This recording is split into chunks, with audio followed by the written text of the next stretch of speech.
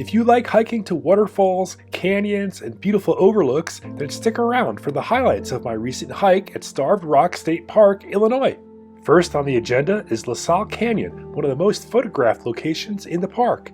It's February, the waterfall is partially frozen, and we're able to walk right behind it. Let's enjoy it a moment before moving on. Next, we climb one of the park's many wooden staircases to the romantically named Lover's Leap Overlook. We get open views of the Illinois River and the nearby lock and dam. Today's final attraction is Wildcat Canyon. This frozen waterfall is 125 feet tall. Incredible! Later on the hike, we get an aerial view of the canyon. Starved Rock State Park is a great place to hike and explore.